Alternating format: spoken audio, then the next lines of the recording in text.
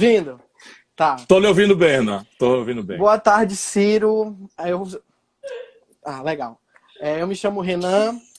Eu estou representando aqui a Becharts hoje para a gente te entrevistar. É uma honra. Muito obrigado por você dar o seu espaço e a gente dar o nosso, né? E aí eu queria te perguntar... desculpa, estou muito nervoso, muito. Tu tem Não alguma coisa fica pra não, dizer pra relaxa. gente? Vamos conversar na boa. Ok. Não, eu acompanho, eu gostaria, mas vocês... Enfim, eu sou grato porque me deram a oportunidade já lá atrás na campanha, depois me acompanham, corrigem os meus erros, vão me orientando, não é? E vocês viraram uma coisa bem ampla, não é? Um lugar que fala da estética, mas é um lugar também que fala de coisas muito graves, muito importantes, sem a caretice que a política tradicional brasileira tem nos imposto. Portanto, eu estou muito feliz de poder atender o convite de vocês. Eu queria citar algumas coisas, a gente trocar um pouco, você um pouco da política pra gente, a gente um pouco do mundo pop, da cultura pop pra você. Hoje, no mesmo dia que a gente marcou a entrevista, a Beyoncé lançou um single novo, chamado Black Parade, que é sobre os protestos que estão acontecendo nos Estados Unidos. Então a cultura pop tem cada vez a ver mais com essa coisa do ativismo, de lutar pelos seus direitos, pela política. Também outro episódio que eu quero te citar, não sei se tu ficou sabendo, mas os fãs K-popers, que a gente chama que são os fãs das cantoras sul-coreanas, eles derrubaram aqueles sites de denúncia que o governo Bolsonaro quis colocar em relação aos protestos antifascistas. E esse pessoal inteiro se reuniu e fludou e derrubou o site. Então a gente está cada vez mais engajado com essa questão da política. E partindo daí, para quem não sabe, o Ciro está lançando um livro, né, chamado Projeto Nacional, O Dever da Esperança, e eu queria que tu comentasse um pouco sobre ele, assim, quais são os assuntos, quais são as propostas, qual é o papel do público jovem, dos negros, dos LGBTs nesse teu projeto. O projeto é uma tentativa de consolidar um diagnóstico sobre o que está acontecendo com o Brasil. Pensando em qualquer pessoa, pensando especialmente nos jovens, para quem a linguagem da democracia, que é a política, perdeu muito sentido. Virou uma mistura meio de mentira, com caretice, com privilégio, quando não há pura e deslavada corrupção. E isso é um equívoco, porque fora da política não há solução para nada. Não é? Que bom que a garotada do K-pop está entendendo isso, que bom que a Beyoncé, não é? Sempre foi, na verdade, ela venha mais explicitamente, mais contemporaneamente, ali em cima da agenda que está comovendo aí a comunidade norte-americana e mexendo com o mundo todo, porque eles têm uma influência quase instantânea. Mas isso é um papel do artista, né? O papel do artista é expandir os limites até psicofísicos da humanidade. A gente só tem a tecnologia aeroespacial porque um dia, né, um maluco lá no Pithecanthropus erectus resolveu pintar as cavernas e mandar uma mensagem para depois da morte, e depois a escrita vem como consequência óbvia disso, então você pode agora estabelecer uma inteligência coletiva. Voltando à resposta aqui, né? O livro, então, ele procura responder com o máximo de simplicidade, mas sem aviltar a complexidade do problema, não é? O que está acontecendo com o Brasil? E aí é curioso, Renan, porque parece uma coisa que está no nosso nariz e que ninguém de nós quer ver ou não ver, porque as emergências do dia a dia, as paixões, os ódios, que são emoções humanas, enfim, mas quando eles substituem a inteligência, eles acabam produzindo coisa muito ruim. Então eu acabo chegando a uma conclusão que até para mim muito curiosa, muito interessante, porque eu acabo falando em esperança depois, mas ele demonstra que antes daquilo que me parece ser um desastre, existe uma antecedência estrutural. Então eu digo que o modelo econômico que lá atrás, na Revolução de 30, organizou o Brasil, fez com que o nosso país fosse o país que mais crescesse no mundo. E crescer significa dar oportunidade para as pessoas, para mudar de classe, para se qualificar, para se educar, né? Para viver com saúde decente. Crescer é uma essencialidade. No mundo já não é tão mais, esse debate está entre os jovens, e a gente aqui tem que ver as coisas a partir da nossa realidade. Eu tenho aberto essa discussão, o próprio livro menciona a questão da Greta, que estava falando o que eu acho que a gente tem que aceitar essa discussão, mas olhando para um país que ainda tem 100 milhões de pessoas, não é, completamente fora de qualquer benefício da vida moderna. Não é? 100 milhões de brasileiros é a metade do nosso povo, não é? E entre os jovens, especialmente, nós temos quase a metade entre abertamente desempregado ou empurrado para a informalidade, desejando acessar essa coisa linda que a propaganda, o cinema, a internet nos oferece e sem ter renda para isso. Resultado, frustração quando não revolta, e o desdobramento natural disso é a violência. Então, voltando, o livro mostra que o Brasil foi o país que mais cresceu na história da humanidade, entre os anos 30 e os anos 80, e depois parou de crescer.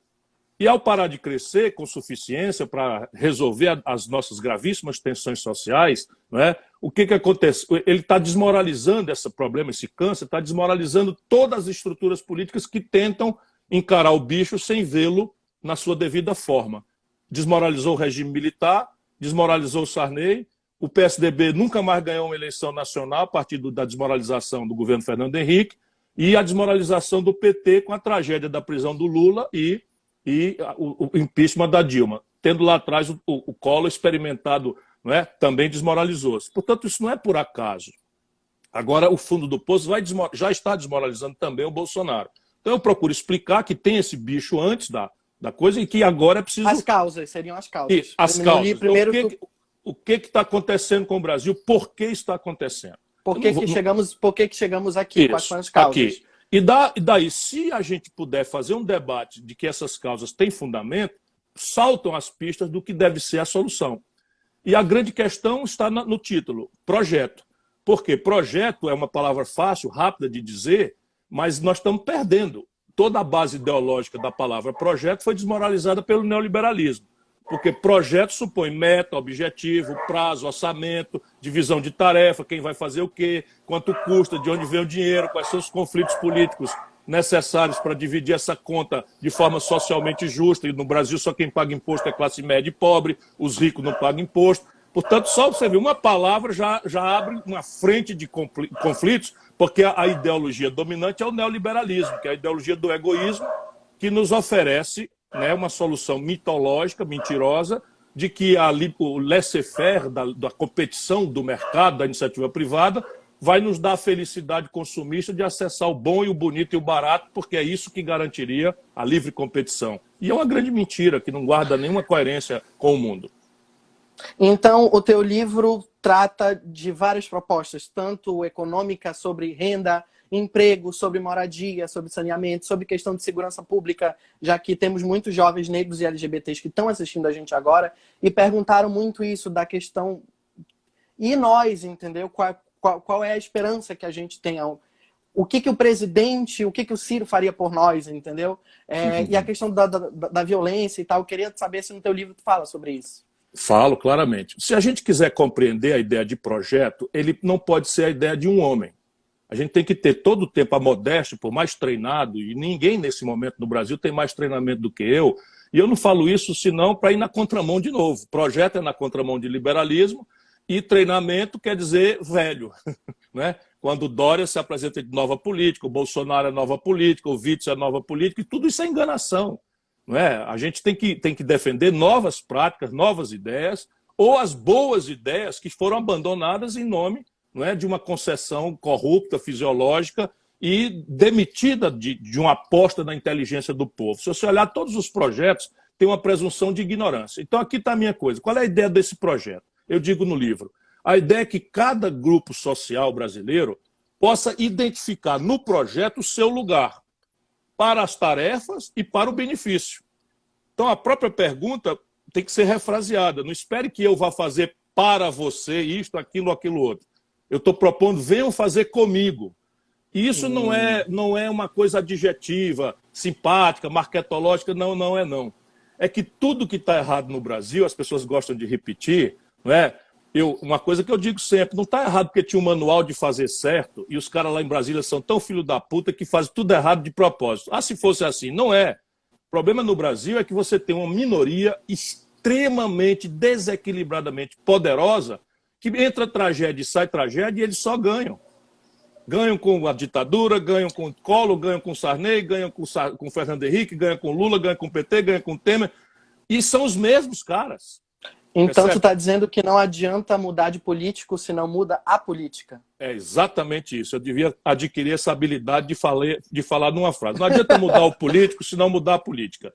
E aí, o que é que acontece? Nós precisamos, não é, sinalizar um Brasil que eu estou propondo. Eu estou propondo que o Brasil se imponha, dentro de um grande debate, a tarefa de ser uma Espanha, sob o ponto de vista de indicadores de desenvolvimento humano, em 30 anos. Isso é um objetivo extremamente modesto, mas em tempos de absoluta inconfiabilidade, eu digo, então o Brasil precisa ter matrícula para jovem na universidade na proporção que a Espanha tem, renda per capita da Espanha, tem que ter um indicador de atenção materno-infantil, de creche em tempo integral, de escolarização de nível médio, de capacitação para o trabalho em qualquer nível, de maturidade tecnológica, científica, nos complexos industriais que nós celebrarmos como caminhos para o Brasil não virar uma grande fazenda, um grande buraco da mineração e do agronegócio que depreda o meio ambiente, que mata populações tradicionais, que explora trabalho semi-escravo. Então, quanto custa fazer essa tarefa? Puxa dali e vamos dividir o dinheiro. Quem vai pagar o quê? Eu proponho concretamente tudo isso, né? E aí todas mesmo, que eu pude anotar na minha longa convivência com o Brasil real, né, com a minha experiência de prefeito, de governador, de parlamentar federal, parlamentar estadual, ministro da Economia, ministro não sei de quê, tal, tudo isso eu fui rebatendo com especialistas, pontos então, de fala.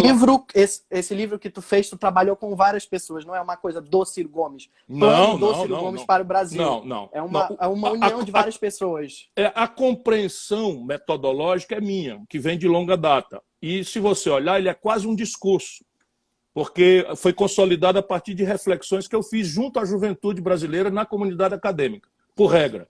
Né? Fiz também ambiente de banqueiro, fiz também ambiente de trabalhador, fiz ambiente de ecologistas, de ambientes estrangeiros, internacionais, e isso tudo em debates foram rebatendo a minha coisa. Mas eu, para trazer esse filho à luz, eu estou com essa sensação de ter trazido um filho à luz, né, com muito orgulho assim, da minha cria, mas eu, por exemplo, os números, eu passei uma equipe gigantesca, penteou todos os números, levantou, checou, contestou, né? Eu não tenho a menor pretensão de usurpar o ponto de fala de ninguém. Isso eu entendo, eu aprendi também, não era assim, não era assim, eu aprendi. Eu posso ser solidário, mas eu jamais vou saber o que é preconceito racial, embora eu experimente uma amostra grátis quando me chamam de coroné pela direita e pela esquerda, pelo mero fato de que eu sou nordestino. Pouco importa se eu tenho qualificação, né? Eu sou um coronel, não tenho empresa de televisão, não tenho rádio, não tenho empresa, não sou sócio de ninguém, nunca recebi aposentadoria, enfim, mas coronel, ainda mais com um sotaque, que não disfarça, mas isso é uma amostra grátis minúscula, né, frente ao preconceito que a população, como diz o Bolsonaro, afrodescendente, né, que os negros sofrem, né, na vida. E eu, até o linguajar, eles estão exigindo que a gente mude e a gente vai aprendendo. Eu não tenho pretensão de acertar na partida. Eu era jovem governador do Ceará, eu criei aqui no Ceará a Associação das Prostitutas. Por quê? Porque eu tinha uma política pública de prevenção da AIDS, não é, e de planejamento familiar, feita em diálogo com as igrejas, que não precisei fazer discurso público nenhum, só mostrei para eles a tragédia, não é, que era a mortandade e tal, e começamos a fazer, e aí eu precisava ter uma interlocução. Eu criei essa associação na minha sala, no auditório do Palácio do Governo, e até hoje eles existem. Aí alugamos uma casa, a partir dali tínhamos assistência médico-odontológica, não é, para prevenção das doenças sexualmente transmissíveis, para distribuir material contraceptivo à vontade, se elas quisessem, né, para requalificá-las para o trabalho, se quisessem, eventualmente. Isso há quantos anos atrás? Olha, 1991. Então, já que tu comentou nesse assunto, é a segunda pergunta e a mais polêmica que todo mundo está perguntando. E, com todo respeito, eu vou te colocar contra a parede. Fique completamente à vontade. E te dar esse espaço, porque o pessoal pergunta e tem gente, não é que fala de maldade, mas tem gente que acredita mesmo nisso. Então, assim, tem gente que está muito chateada com certos comentários que você fez na mídia sobre desmerecendo, digamos assim, o movimento LGBT, o movimento das minorias. Que eles ficaram chateados, que não concorda com você, que você disse que é uma questão secundária.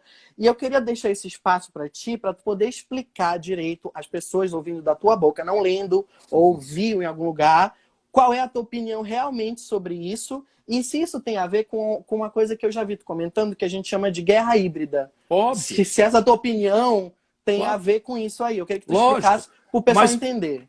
lógico, primeiro, qual é a minha opinião? Né? A minha opinião pode ser explicitada de um jeito mal criado ou de um jeito mais respeitoso, que é como eu quero fazer aqui. Mas no jeito mal criado, eu tenho rebatido um pouco essa desonestidade intelectual de algumas pessoas, e são poucas. Eu acabei de ser convidado pelos organizadores e as organizadoras da parada, não é, LGBTQI+, né, para fazer um depoimento gravado junto com todos eles e tal. E sempre foi essa a minha relação, desde quando eu levei um grande esporro, né, de um professor chamado Luiz Motti, lá da Bahia, de um dos primeiros grupos gays do Brasil, não é? E é um professor, um antropólogo, que me deu uma lição preciosa, porque neonazistas mataram um cearense a chute, e eu, na primeira reação, chamei um bando de viado. E ele mandou-lhe um esporro, e eu entendi na mesma hora que eu estava replicando cultura no ato de censurar o fascismo, que é, basicamente, a violência utilizada para discriminar pessoas. E eu sou uma pessoa completamente humilde ao aprendizado, permanente. Então, agora, o que está acontecendo no mundo e no Brasil? Então, eu já ia passar para a resposta mais educada. Vamos para a malcriada. Você prefere, se você está no Rio de Janeiro, ser governado pelo Crivella ou pelo Marcelo Freixo? Prefere ser governado pela qualquer que seja o seu olhar sobre a questão LGBTQI+, sobre a questão das mulheres, sobre a questão dos negros? Você prefere ser governado pelo Witzel, que recomendou que a polícia atirasse na cabecinha, ou pela Márcia Tiburi? Então, essa é uma provocação que eu quero fazer, porque a gente tem que entender onde é que nós estamos. Eu não sou candidato a guru de costumes, Renan. Eu já pretendi governar o Brasil. E se eu quero governar o Brasil, eu tenho que ter humildade para entender o povo brasileiro. Não significa demagogicamente estar de acordo com o povo brasileiro nas suas diversas atomizações e fraturas.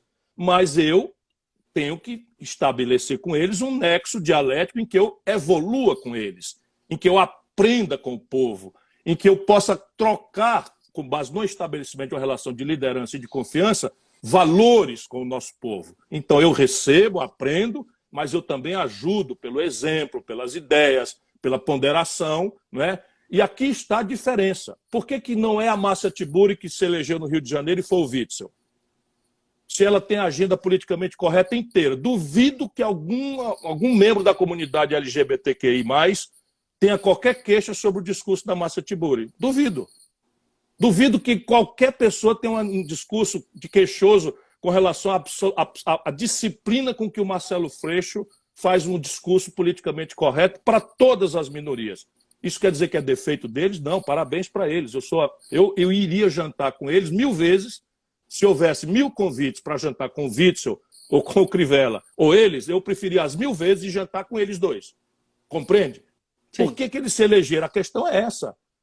Por quê? Porque os dois, como demagogos, foram em cima da moral popular e aperfeiçoaram seus projetos fascistas, sectários, de poder, em cima da agenda identitária, que é legítima, que é correta. Então quer dizer que tu não está minimizando, não é alguma coisa secundária? Não, mas como? Se eu conheço o Brasil, tem uma história. Eu tenho uma história, eu conheço o Brasil. Porque o povo acha isso. Muitas pessoas estão chateadas isso achando que tu tá do lado. Isso é petista bandido. Evangélico. Isso é petista bandido. Sabe quantos deputados federais os evangélicos fizeram titulares no Ceará, que é o meu estado, onde eu tenho ganho as eleições, até essas presidenciais recentes? Nenhum. Nenhum. Sabe quanto o Camilo Santana tirou para a votação dele na reeleição agora? 80%. Sabe qual é a opinião da comunidade LGBTQI do Ceará sobre nosso comportamento em relação às causas deles? Pergunta aqui. Sabe? E só que eu não precisei colidir com a moral popular. Então, entendi. Tu tem um motivo para falar o que, o motivo é o seguinte, tu disse. Qual é o motivo? Não, o motivo é o seguinte. O motivo está no livro também. O motivo é o seguinte. Ciclicamente, vamos pegar aqui um tema que não está na sua pergunta, só para dar um exemplo prático. Ninguém no Brasil dá centralidade ao debate, ninguém que eu digo da grande mídia, né, os grandes intelectuais e tal, ninguém fala em aborto. Já reparou isso? Qual foi a última vez que você ouviu uma polêmica sobre aborto nesses anos no Brasil? Eu vou dizer, 2018. Por quê? Eleições. Então, percebe a conveniência e o oportunismo? Isso foi descoberto, não é, pela direita norte-americana. Isso seria a guerra híbrida? Tu pode Essa é a guerra híbrida. O que seria? A guerra híbrida é o seguinte: o que está em debate numa eleição para prefeito do Rio, para governador do estado do Rio ou para presidente do Brasil, na centralidade do povo, você pode criticar, até porque isso é uma coisa de classe. Percebe? Na centralidade do povo, quando ele vai para a eleição, ele não acredita na política. A política é um barulho, é um ruído frustrante, decepcionante, quando não é a mera notícia podre de roubalheira que perpassou da esquerda para a direita, da direita para a esquerda, com a sensação que é de propósito generalizada na televisão para desacelerar as capacidades populares de transgredir o status quo, o conservadorismo. Então, a centralidade na cabeça do povo é emprego, saúde, não é? Transporte público, que está custando mais caro do que as outras coisas, comida, porque a fome voltou ao lado dos brasileiros, violência, sabe, narcotráfico, disputando o adolescente ou para entrar na gangue, ou para ser viciado, ou ser dependente, e o pai foi embora e a mãe sustenta a família, apavorado com essas coisas todas. Então, a centralidade da cabeça do povo, quando ele há força psicológica da dependência extraordinária do Estado, que a burguesia não entende. Você ser rico em São Paulo, a política pode ser uma opção. Você ser rico em Fortaleza, a política pode ser uma opção. Mas para a esmagadora maioria do povo brasileiro, a política é a diferença entre ter ou não ter um médico no posto de saúde. É a dispensação do remédio ou ele não vai tomar o remédio porque não tem dinheiro para comprar. Compreende? E aí, de repente, porque são questões justas, é aí que está a elaboração e a desonestidade do debate vil que aposta na ignorância das pessoas. Quer dizer que eu digo que centralidade é saúde, educação, emprego, segurança, comida. Eu estou negando o fato de que as mulheres ganham 76% do salário do que os homens ganham pela mesma atividade, pela mesma jornada? Claro que não. Eu estou negando que há uma violência, contra o jovem brasileiro, negro e pardo, que é 80% da população carcerária, 76% dos mortos da polícia ou da violência? Claro que não. Veja só, onde é que eu hierarquizo essas questões? E essa é a responsabilidade de um estadista.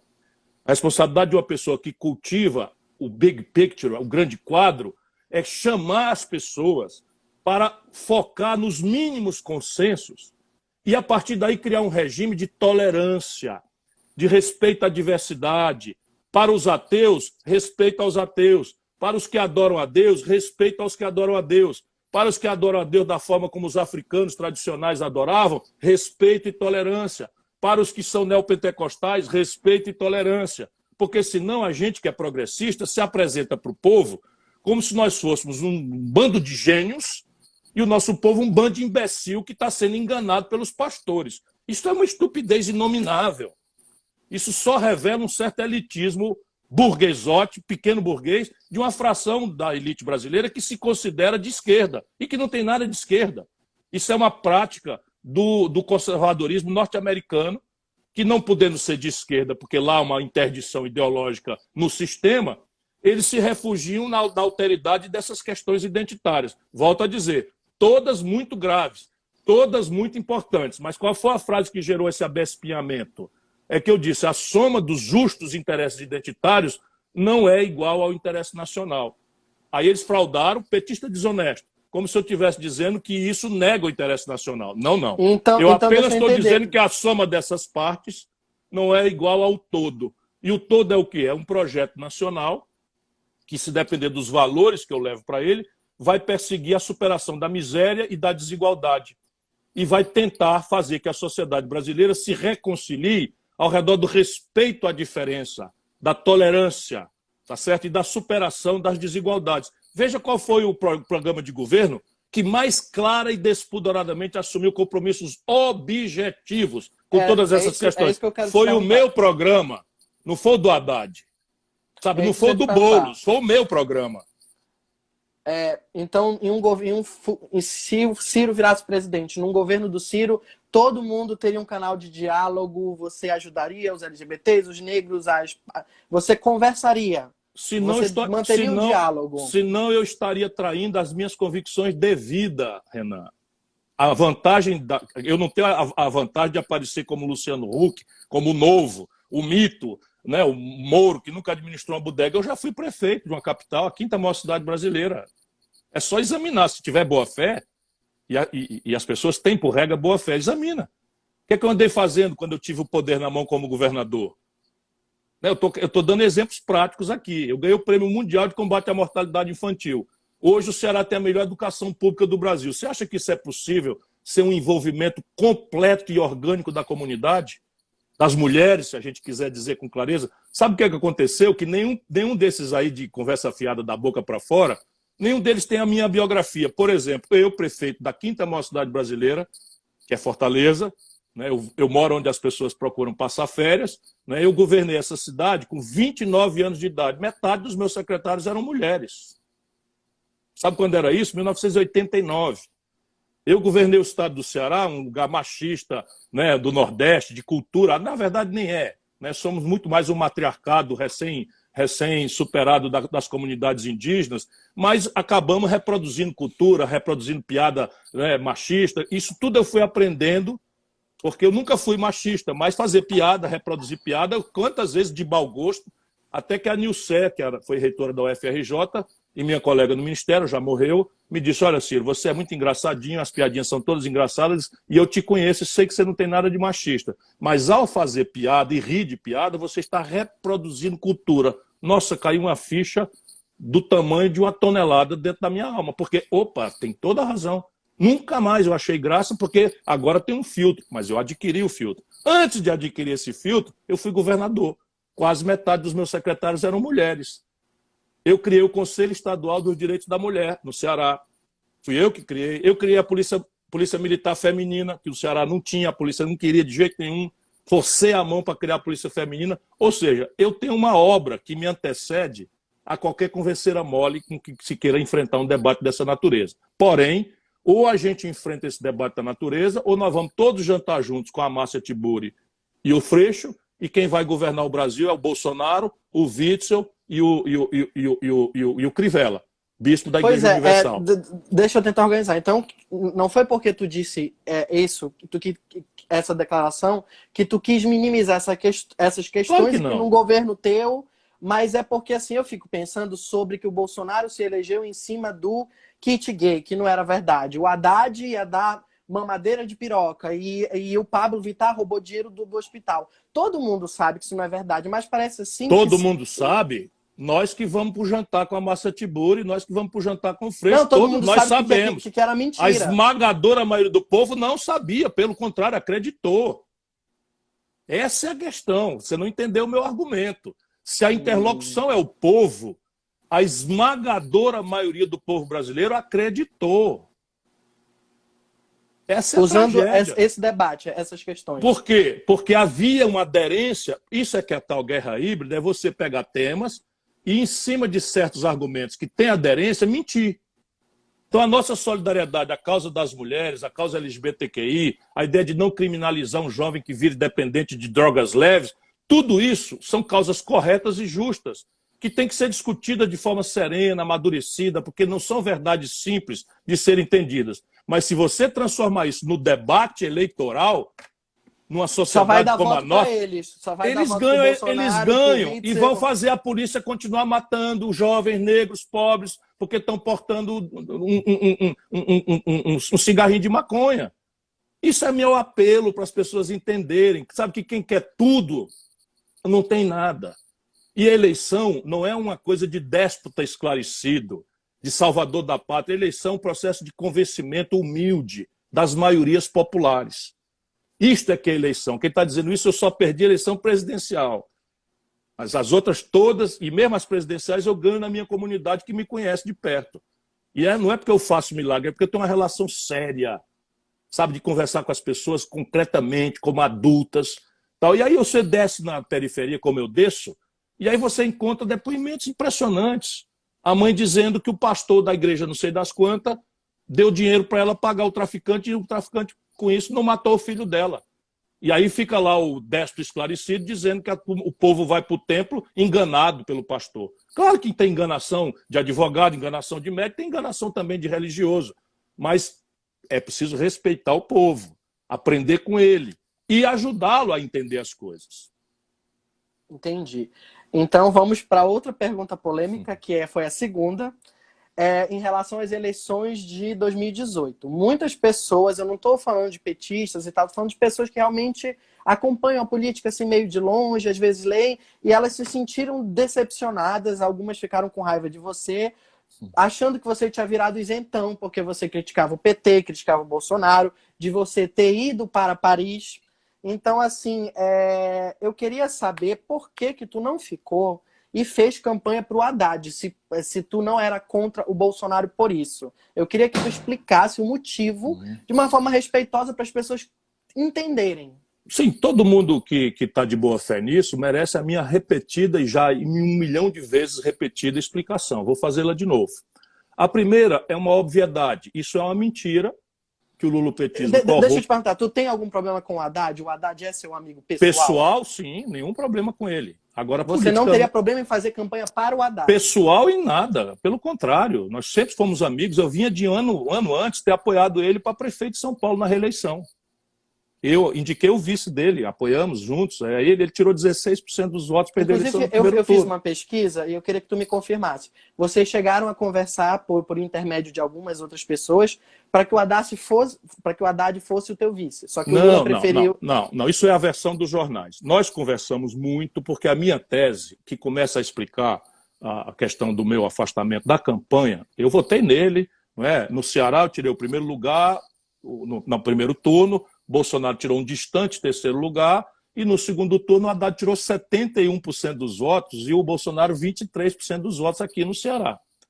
Então, assim, eles não me respeitam porque eles não respeitam ninguém, esse lulopetismo corrompido. Mas deixa eu explicar, então, racionalmente. Aquelas eleições, e era fato das nossas conversas antes, aquelas eleições ninguém sabia quem ia ganhar. Mas todos nós, profissionais, jornalistas, intelectuais, cientistas políticos, militantes partidários, sabíamos quem ia perder.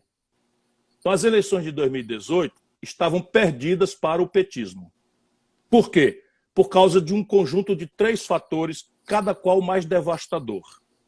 A Dilma promoveu a maior crise econômica da história do Brasil, vai ser superada agora pela tragédia Bolsonaro-Guedes, mas a Dilma pegou o Brasil e derrubou o PIB 3,2% em 2015, 3,5% em 2016. Nunca houvera acontecido nada parecido. A prática é, quando a Dilma tomou posse, o desemprego era 4%, ela foi derrubada, o desemprego estava em 14%. Não é? Então, a primeira grande coisa foi isso. A população sentiu um estelionato eleitoral. Porque entre a eleição, entre a reeleição e a coisa, ela fez o oposto do que prometeu. Então as pessoas se sentiram enganadas. Em massa. Os números são terríveis. Essa coisa merece para o seu público uma explicação detida, com paciência, porque quem tiver boa fé, e eu vou repetir muitas vezes. Então, a primeira grande constatação, de onde é que eu tiro isso? Todas as pesquisas, Ibope, Datafolha, todas estavam ali, estão ali no Google para dizer que a força petista estava derrotada nas eleições. Então, é mentira que eu quisesse sair com o Haddad de vice. Era mentira isso. Eu não queria de forma nenhuma isso. Eu queria construir uma alternativa para que nós pudéssemos fazer o Brasil andar sem cair no conservadorismo mais tacanho do Bolsonaro ou no conservadorismo, aspas, lúcido, do Meirelles, do Amoedo e do Alckmin. Então, a minha proposta era essa. E eu estava bastante ativo nisso daí. Todo mundo viu a discussão. Diante disso, o que é que faz o Lula? Mente para o povo brasileiro. Desculpa, Renan. Pois é, deixa eu te perguntar. Você não conhece o Lula pela TV, você foi amigo pessoal há do Lula. 40 anos, 37 anos. Ele é diferente pessoalmente do que... O Lula é um mentiroso compulsivo. Mentiroso compulsivo. Mas vamos agora, se não for verdade o que eu estiver dizendo, a raiva pode virar definitiva de quem está nos ouvindo agora. Mas tudo que eu vou dizer aqui pode ser checado. O Lula mentiu para o povo brasileiro dizendo que era candidato. quando estava já com a segunda instância condenado, e pela lei da ficha limpa que ele, Lula, botou em vigor, ele estava inelegível. Então, bota para a população brasileira. Antes tem manifesto, eleição sem Lula é fraude. Isso tudo foi iniciativa do PT. Eleição sem Lula é fraude. Como se o Brasil não fosse uma instituição permanente e a gente agora fosse denunciar que o problema do Lula... Veja como é cretino. Eu denunciei todo o lawfare que aconteceu com o Lula, propus tirar o Lula junto com comissão de juristas... Te bateram muito porque tu falou que receberia o Sérgio Morabala. A turma dele, é sempre fraude, né? Se eu não tive culpa de nada, não fui chamado, não tenho coisa e tal, aquilo é violência. Então eu receberia, porque é meu direito, dentro do melhor direito, você se defender. Eu esculhambei o Moro o tempo inteiro, mas não adianta nada para esse magode corrupto que viraram poder pelo poder. Então vamos construindo 18. Então o Lula resolve anunciar-se candidato. Na sequência, o Lula me chama, Renan. Em público, o Lula me chama para cumprir esse papel sujo que o Haddad aceitou cumprir, de ser o vice de uma chapa fraudulenta. Tu não aceitou por causa disso? Eu não aceitei publicamente. Isso é uma falta de respeito. Não, isso só vai dizendo que eu não estava interessado no apoio do PT, nem querer ser o candidato com apoio do PT. Eu queria construir uma alternativa porque eu sabia que o PT estava derrotado naquelas eleições e todas as pesquisas me davam sustentação ao argumento. Não aconteceu nada, ok, vamos para a luta, aconteceu a mentira, 30 dias antes da eleição Lula sai, bota o Haddad, e aí vamos agora ao cruel. Aconteceu o primeiro turno, isso são números. Renan, entra no Google, deixa eu falando aqui, entra no Google e socorre teus ouvintes, teus telespectadores. Não, eu tenho os números, eu só estou esperando terminar então de vamos falar lá. que eu ia... Eu tirei 13 milhões de votos, a Marina tirou 1 milhão de votos, o Alckmin tirou 4 milhões de votos, Sim, 13, 5 milhões. 13 com 5, 18, com 1, 19. Né? E o Haddad tirou 29. Some aí 29 com 19. Dá 38. No segundo turno, o Bolsonaro tirou 57 milhões de votos. Não, eu tenho dado. E veja que só para... Eu estou só dizendo, botando os votos do Alckmin, que não tem nada a ver. Os da Marina, que não quer nem ouvir falar no PT. A Marina, que é uma figura extraordinária, dedicada a vida inteira, fundadora do PT, foi a primeira vítima de um gabinete de ódio produzido pelo lulopetismo corrompido, que desqualificou a Marina na eleição da Dilma.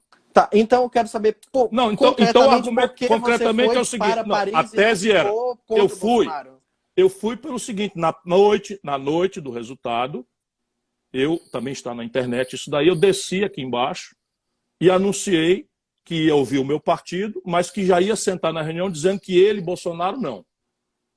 Numa eleição que só tem 2, ficou muito flagrante. Agora, por que eles queriam? Queriam que eu me envolvesse. Por quê? Porque se eu tivesse me envolvido, eu tinha fundado junto com eles. Essa é a razão pela qual eu não fui, porque eu vi o Brasil vai se ferrar e a gente precisa preservar uma força. Eu tive quase 14 milhões de pessoas comigo, apesar de ter 38 segundos na televisão, de ter sido sabotado de forma criminosa. O Lula chantageou o PSB, sacrificou a candidatura da Marília Reis em Pernambuco, sacrificou a candidatura do Márcio Lacerda em Belo Horizonte, em Minas Gerais, sacrificou a candidatura da Dilma aqui no Ceará, que ia ser nossa candidata ao Senado, e o Lula se acertou com o Eunício Oliveira e com o Renan Calheira, que ele chama de golpista. E aí queria que depois de tudo isso eu fosse me agarrar com esse povo em nome de quê? De ser derrotado junto, só isso. Então o problema não foi fazer campanha para o Haddad no segundo turno ou ser contra o Bolsonaro. O problema foi outro, o seu motivo. O problema é o seguinte, eles destruíram a condição do Brasil ter saída. O senhor Luiz Inácio Lula da Silva, pelo egoísmo, pela prepotência, pelo amor ao poder, pelo poder, denuncia um golpe. Eu aqui no Ceará consegui juntar 2/3 dos votos contra o impeachment, que se houve golpe foi o Senado que fez. Quem presidiu e votou pelo golpe, Renan Calheiros. Quem presidiu e votou pelo golpe, o Eunício Oliveira. Com quem que o Haddad estava nas eleições de 2018, um aninho depois? Com Renan Calheiros e Eunício Oliveira. O Lula botou o Michel Temer na linha de sucessão, eu protestei na época. Está tudo nos jornais, eu chamei o Michel Temer de ladrão, o Michel Temer me processou. O Lula entregou Furnas para o Eduardo Cunha roubar e virar presidente da Câmara. Aí Então, o que que todos acontece? esses motivos te Mas espera um fizeram... pouquinho, mas tem mais uma historinha. Lá atrás, quando a ditadura militar estava se acabando, o Tancredo Neves conseguiu fazer um grande entendimento e, por dentro do colégio eleitoral, precipitamos o fim do regime militar com a eleição do Tancredo Neves, um estadista. O Lula ficou contra. Pelo Lula, o Maluf tinha ganho no colégio eleitoral. Jovens, entra aí no Google, por favor. Entre no Google. E eu disse para lá, o Lula está começando, não tem muita experiência e tal. Depois aconteceu, né, a Constituinte e o Lula não assinou a Constituição. Aí vamos deixar para lá, o Lula é um operário exuberante, um líder sindical, ele não está amadurecido politicamente, vamos deixar para lá. Aí depois aconteceram as eleições de 89. O único que perdia para o Collor era o Lula, Renan. O Covas ganhava do Collor, o Brizola ganhava do Collor. E o Lula não deu passagem, se impôs e derrotou o Brasil, que caiu na mão do Collor. E nós, deixa para lá, votamos todos no Lula no segundo turno. Eu, Brizola, escuta mais. Não é você, são as pessoas, não é? Para entender que essas coisas não são assim. O que estavam querendo de mim agora, eu estou dizendo que eu já fiz. Fiz no colégio eleitoral com o Tancredo e o Lula ficou com o Maluf, na prática. Você foi para Paris, que nem eles dizem, e tu não apoiou especificamente o PT. Mas quantos anos você esteve do lado do PT e apoiou? A vida inteira, anos? 30. E isso que pediram para eu fazer, eu estou dizendo porque que encheu. Porque faz muito mal ao Brasil. Quero dizer mais, quando o Collor foi derrubado, nós fizemos o impeachment juntos. O Lula era presidente do PT. Nós estávamos sentados um do lado do outro na noite do impeachment do Collor. Qual é a óbvia consequência do impeachment? A posse do Itamar Franco, o Brasil caindo aos pedaços. Aí, madrugada, o Itamar me liga, eu era governador do Ceará, e o Fernando Henrique e o Tasso, fomos para a casa do Itamar de madrugada, o Itamar nos comunicou que não ia assumir o Brasil, porque o Lula tinha anunciado oportunisticamente, demagogicamente, que ia para a oposição, explorar o desastre que seria o governo Itamar na crença egoísta de poder do Lula, não é? E ia para a oposição. Eu ligo para ele, Lula, deixa de ser irresponsável. Deixa de ser irresponsável, um país caindo aos pedaços, a gente faz o impeachment, a posse do vice é a óbvia consequência do impeachment, e agora tu vai para a oposição? Pergunta a Erundina. O Itamar nomeou a Erundina, eles botaram a Erundina para fora. Muita gente fala isso. Peraí, tem mais, só para você ver como é que uma coisa entorna. Quando é que uma coisa enche? Aí eu botei o Michel Temer e o Eduardo Cunha. E aí o Haddad chega e faz um plano, entra na internet, e promete a autonomia do Banco Central, que é o fim da capacidade do Brasil encerrar o dogma neoliberal. O Lula assinou a carta aos brasileiros. O Lula nomeou o Palocci, que é braço direito dele, braço direito, fundador do PT, é réu confesso que meteu a mão e roubou 100 milhões de reais, devolveu 100 milhões de reais. Devolveu. E essa gente ainda quer que eu fique passando pano para isso? O que eles querem? Fazer o que estão fazendo com o PSOL, destruir o PSOL. Destruiu o PCdoB, porque para o Lula é ele, e depois dele é ele de novo, e ele de novo, e o Brasil que se arrebente. Muita gente queria vocês dois juntos. Acho que as pessoas ficaram com raiva de você ter ido para Paris, porque eles queriam ver vocês dois juntos. A mentira é tão grosseira que eu fui para Lisboa, porque tem um voo direto Fortaleza-Lisboa, que só são 6 horas, porque aqui é muito mais perto do que daí para lá, e a passagem dá para a gente comprar em 6 vezes sem juros, bem baratinha. Então deu para eu sair, porque nunca mais, por mais que as pessoas não queiram compreender, nunca mais eu andarei com essa burocracia corrupta do PT. Nunca mais. Mas ainda existe alguma chance de você se unir ao PT contra alguém, contra o Bolsonaro, contra o Moro, se for necessário? Eu vejo. Ou não tem mais conversa? Eu acho que o pessoal torce por uma união. Sim, mas união em torno de quê? Essa é a questão. Então, veja, eu vejo, na verdade, vários PTs. E eles estão fervilhando lá dentro, porque todos eles sabem desses argumentos todos, e os de boa-fé estão todos muito incomodados com tudo isso que está acontecendo. Então, o Lula sai da cadeia e começa... Você sabe qual foi a reação do Lula agora na prisão do Queiroz? A reação do Lula. Repetiu uma obviedade, mas, na verdade, está pensando em si. Ele disse, eu espero que se garanta a presunção de inocência do Queiroz. Olha o que o Lula disse. Presunção de inocência é uma franquia que qualquer cidadão tem. Né? Ele tem que ser presumido inocente. Mas essa é a primeira reação de uma pessoa que está pensando no Queiroz, no desastre moral, no desastre do Brasil ser entregue a um bando de miliciano corrupto como o Bolsonaro e sua banda, está pensando em si. A cada oportunidade, liga o gravador, o Lula pensa em si. Então, essa é a reação do Lula ontem. Por quê? Porque só pensa em si. Isso não é mais nem normal. Eu digo a você com certa dor. Mas veja, Tasso Genro, Olívio Dutra, Raul Ponte, né? Paulo Paim, isso é o PT do Rio Grande do Sul. Eu vou com essa gente para onde eles quiserem. Tudo gente honrada. Nunca tiveram oportunidade. Suplicy, vou com ele tranquilamente para qualquer lugar. Vicentinho, 2 de São Paulo, vou. Gilmar Tato, não vou nem a pau, Juvenal. Nem a pau, Juvenal. E todo mundo vai ver porque já na campanha. Percebe? Aí Rui Costa, Jacques Wagner. Hoje à noite eu tenho uma live com o Jacques Wagner, que é um velho companheiro. Tiraram 80% dos votos. Se ele tivesse sido o candidato, tu acha que daria para ter feito uma chapa com o PT?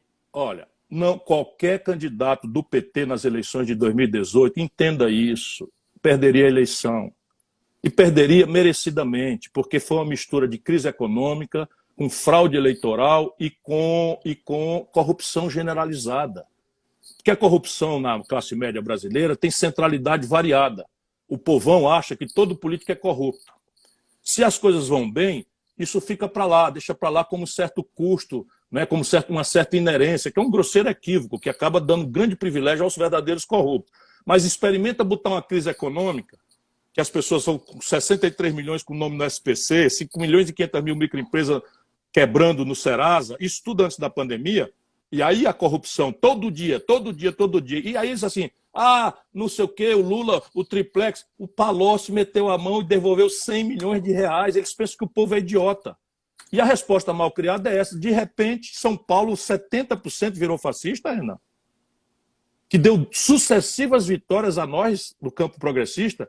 Rio de Janeiro virou fascista, que deu sucessivas vitórias a nós. O Lula apoiou o Sérgio Cabral, todos os processos do Sérgio Cabral, o Lula apoiou, destruiu o PT do Rio. O PT do Rio hoje não sai do gueto dos 5%, 6%, porque é justa e corretamente identificado como uma força auxiliar do Sérgio Cabral, que está na cadeia. Percebe? O Minas Gerais deu vitória para Dilma contra o Aécio. De repente, 70% votam no Bolsonaro e eu sou o culpado? Não há nenhuma autocrítica, Espera um pouquinho. Agora, se eles querem chamar o nosso povo de fascista, boa viagem. Eu quero entender por que o nosso povo, que sempre ajudou o Brasil, agora virou para o outro lado. E, humildemente, nos reconciliar com o nosso povo. O sul do Brasil votou 70% no Bolsonaro. O norte do Brasil, 70% no Bolsonaro. O centro-oeste do Brasil... Os eleitores do Bolsonaro já não foram eleitores do Lula? A esmagadora maioria, sem dúvida. Mas então, por que eles não votam mais no PT? Porque se sentiram enganados, perderam o emprego. O crédito que tinham virou nome sujo no SPC. E no fim da tarde, desempregados e com o nome humilhado no SPC, chegaram em casa e viram a ladroeira da mulher que o Lula mandou. Né, para o poder que as pessoas votaram, porque no Brasil o culto à personalidade agora substituiu uma reflexão de esquerda. Só no Brasil, culto à personalidade é uma coisa de esquerda. Então, deixa eu te perguntar. Aliás, só no Brasil não, só nos regimes autoritários. O Stalin também cultivava isso. Para o futuro. Agora se cogita uma frente ampla alternativa ao PT, que é uma coisa que você já vinha vindo construindo. E o pessoal está perguntando se a Marina vai ser a sua candidata a vice, formando a chapa Cirina. Tem uma campanha cada vez maior na internet. E com que partido tu está falando? Eu queria que tu contasse um pouco sobre essa frente ampla. Eu falo tudo, não precisa nem bater, eu já vou entregar tudo. Então, repare, nós precisamos ajudar o povo a entender esse tamanho dessa confusão que está em cima das costas do nosso povo. E é papel de quem tem mais experiência, de quem tem mais responsabilidade na vida pública, ajudar a iluminar isso. Então nós temos hoje, Renan, 3 urgências. Essas 3 urgências pedem uma aliança a mais ampla possível. Não tem que pedir carteirinha, nem biografia ideológica, nem nada. Para enfrentar as 3 emergências. A maior do Brasil, e é um problema brasileiro, que é o enfrentamento anticientífico, genocida, que o Bolsonaro está impondo ao trato da questão da pandemia. Quem quiser duvidar disso, sabe que no Ceará morreram mais gente do que na China. Então a China tem 1 bilhão e 200 milhões de habitantes, morreu menos gente do que no Ceará. Porque o Bolsonaro não permitiu a proibição dos voos E no auge da pandemia na Europa, nós estávamos recebendo aqui 30 mil turistas provavelmente infectados e explodiu no Ceará, antes do resto do Brasil, porque Fortaleza, volto ali a dizer, recebe 30 mil turistas por semana. Então, se você quiser duvidar ainda, a América do Sul inteira, junta, tem 10 milhões de habitantes a mais, no mesmo clima, na mesma contradição de renda, e tem um terço das 50 mil mortes que nós vamos inteirar hoje, no fim da tarde, né, no Brasil. Então, enfrentar a pandemia, tentar salvar dezenas de milhares de vidas que ainda perderemos, porque no auge da pandemia o Bolsonaro tira 3 ministros, ocupa o ministério com um general completamente despreparado para assuntos de saúde pública, que por sua vez bota 23 militares completamente despreparados para a saúde pública. Então, um genocídio. É a próxima pergunta que eu ia te fazer, mas o pessoal quer muito saber, eu preciso entregar para ele. Qual é a sua relação com a Marina, se ela vai ser não, eu vou dizer, vice na sua chapa, não, qual que frente é olha, essa? a Marina foi candidata a presidente da República 3 vezes. Tem a qualificação para presidir o Brasil. Eu não cometeria jamais a indelicadeza, não é, de imaginar a Marina vice de quem quer que seja. E eu estava lhe explicando as urgências, porque isto explica e dá muita transparência ao que nós estamos fazendo agora. Nós estamos nos juntando para salvar a vida, para salvar empregos e empresas que estão sendo destruídas, e a grave das emergências, salvar a democracia ante uma intenção claramente violenta e golpista do Bolsonaro e sua trempe de generais fascistoides que estão com ele no palácio, encravando milícia dentro das PMs, etc, etc. Então, essas coisas, nós estamos construindo essa ampla aliança. O Janelas pela Democracia é um apelo para tentar convencer a população de que nós precisamos tirar o Bolsonaro, porque ele é um criminoso que está cometendo crimes de responsabilidade. Depois que isso passar, nós temos duas coisas para fazer. Uma, explicar, entender, procurar discutir, se possível respeitosamente, se não vai na canela mesmo, o que aconteceu com o povo brasileiro que votava conosco e de repente votou para o outro lado tão violentamente. Eu vou ouvir isso com muita humildade, vou ouvir, já estou fazendo, já tenho a minha hipótese, já explicitei. E a outra, mais grave de tudo, é o que nós vamos botar no lugar.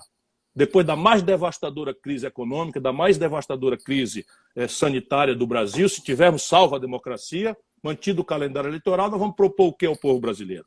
Porque eles vão empacotar outro mito. Vão empacotar outro mito em cima desses valores que a população epidermicamente tem. A moral neopentecostal, né?